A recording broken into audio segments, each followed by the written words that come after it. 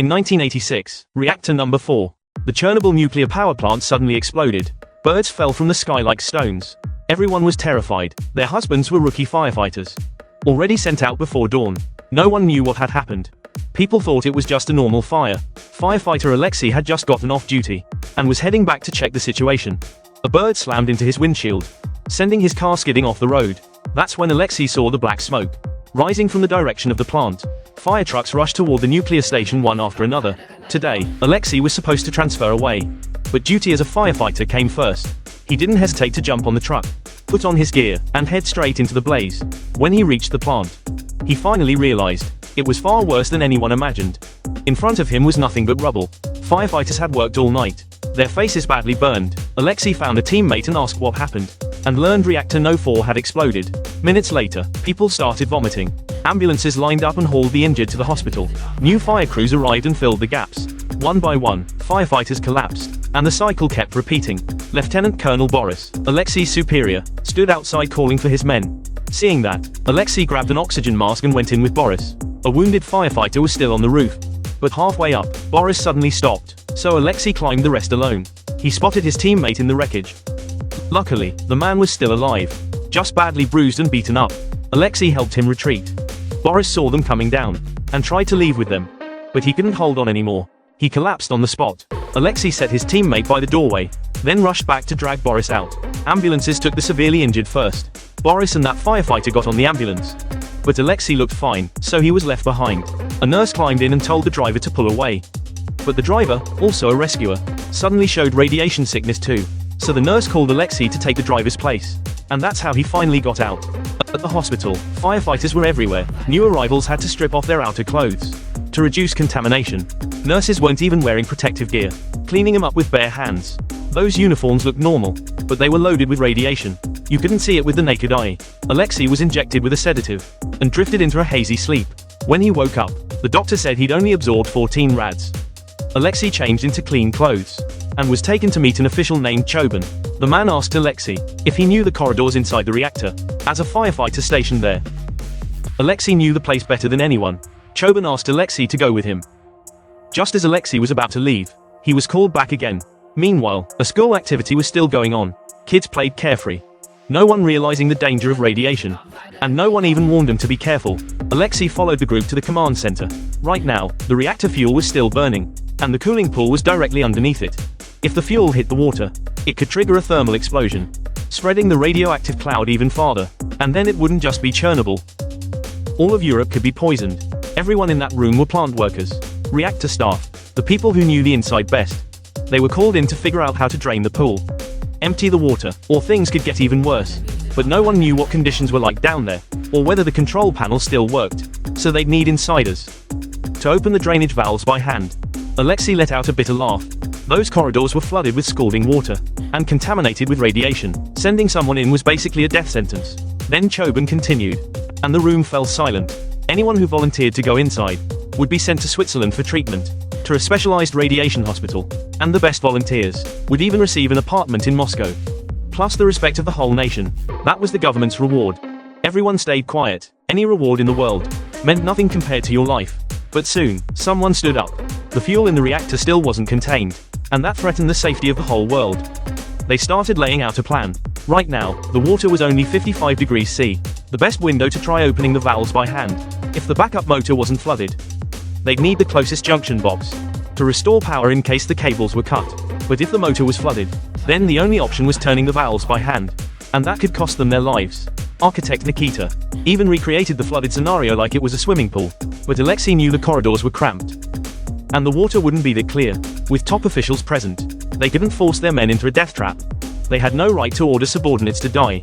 In the end, they decided to carry the burden themselves. "I'll go, me too." But Alexey, freshly discharged, didn't want to join, so just like that, he left the command center and went home to find Olga. That night, when the explosion happened, Olga's son was there too, and he was exposed to radiation. They boarded government buses and evacuated through a forest that had changed color from radiation. The boy's condition kept getting worse. Olga didn't know what to do. Alexey comforted her. At the base, they'll treat him.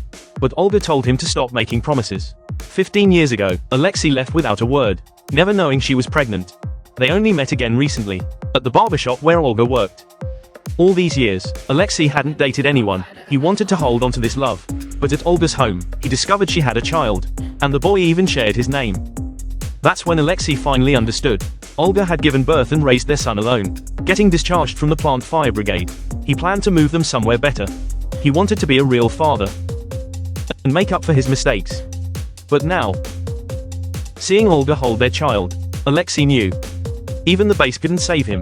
The best treatment in the world might not be enough, so he made a decision and handed Olga the last 300 he had left in his pocket, telling her he'd find the best care for their son. But he had to go back.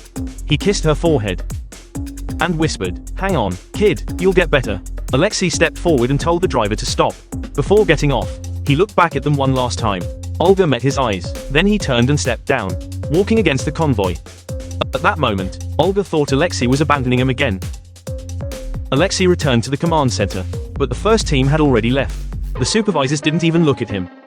Alexey pointed out the fastest route to the corridor. He'd been there since the reactor was first built. No one knew it better than him. "Call in a helicopter," someone ordered, and just like that, Alexey went back to the Chernobyl plant again.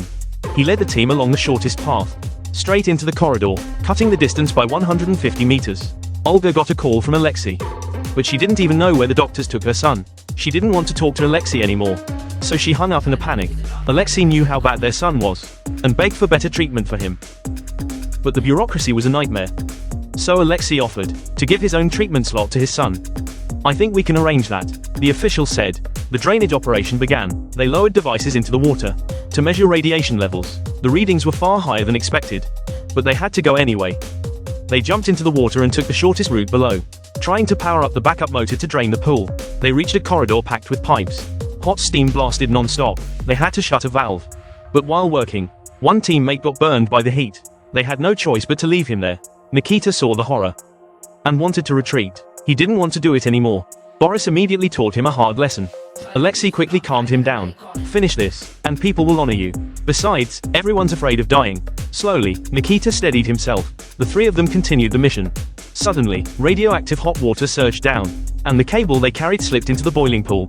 Boris didn't hesitate. He jumped in. The water was nearly 60 degrees C, and radiation kept seeping into his body. Luckily, he managed to retrieve the cable. Boris's skin was burned raw, and the radiation made it turn a deep, angry red. He started drifting under the water, like a man drunk and fading. Time was running out. They had to connect the cable fast. Alexey carried Nikita toward the junction box, while Boris stayed behind to track the time. The lead struggled to reach the power box, and Nikita started wiring it up. He fought through the pain of the hot water, trying to finish before the deadline. Then they retreated to the stairs to wait for power. When time was up, the indicator light flashed. They'd succeeded. But they celebrated too soon. Not long after, the power cut out again. Boris had expected this. Now they needed plan B, open the valve by hand. The three went back to find their teammate, only to realize he was gone. Boris rushed ahead, with Nikita right behind him, but they searched and found no one. Suddenly they froze. There was water running above them. Boris's mind was slipping. He sprinted forward like a madman, getting closer and closer to the reactor. Nikita couldn't stop him. Then Boris saw a strange light ahead, and ran straight toward it, cutting through flames, until he reached the door and realized that light was the burning reactor itself. Beautiful, mystical colors, but deadly beyond imagination. Once Nikita snapped him back, Boris regained clarity and slammed the door shut. He'd been inside less than a minute, but his face turned red as wine.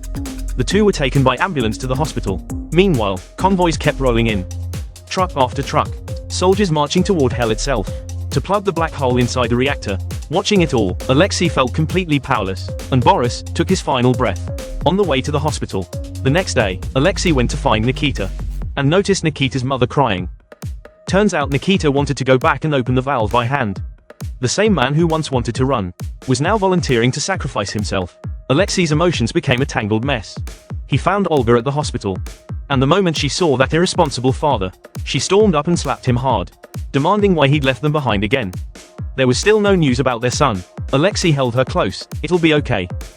We'll get him on a plane to Switzerland. He'll get proper treatment there."